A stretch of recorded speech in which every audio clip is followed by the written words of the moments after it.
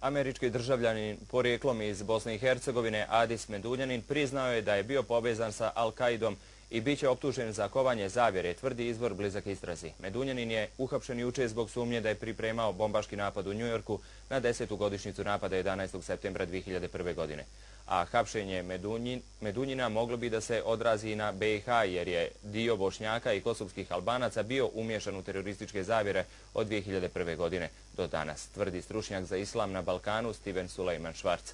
Kaže da u Bosni i Hercegovini postoji problem uticaja vehabija na islamsku elitu, dok je za dio mladih Bošnjaka radikalni islam privlačan kao novina sa kojom se identifikuju. A ima li radikalizma i netrpeljivosti u Bosni i Hercegovini najbolje pokazuje današnji primjer iz Sarajeva. Trećeg dana Božića novi napad na Srpsku pravoslavnu crkvu.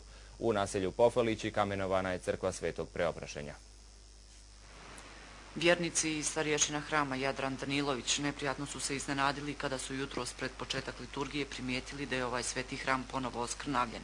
Nepoznati huligani ili više njih razbili su prozore na istočnoj i zapadnoj strani hrama, pokušali razvaliti ulazna vrata u oltar i provalili u službene prostorije u kojima se nalazila garderoba namijenjena siromašnima. Što se tiče materijalne štete, ona nije velika, ona je zanemarljiva.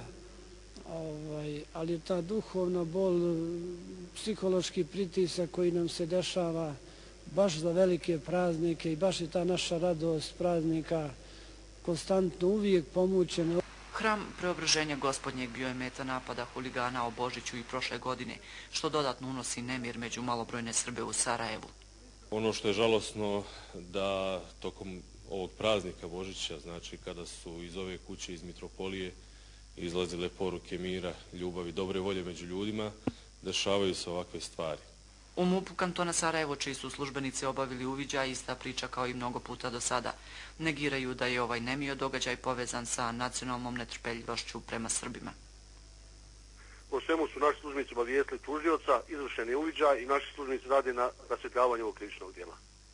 Od 2001. godine na crkvu Preobraženja Gospodnjeg u sarajevskom naselju Pofalić atakovano je 20 puta, uglavnom u vrijeme pravoslavnih praznika. Većina istraga nije donijela rezultate i počinioci nisu otkriveni. U mitropoliji Dabrobosanskoj ipak očekuju da će počinioci ovaj put biti pronađeni i da će relevantne institucije iz Sarajeva osuditi ovaj nemio događaj.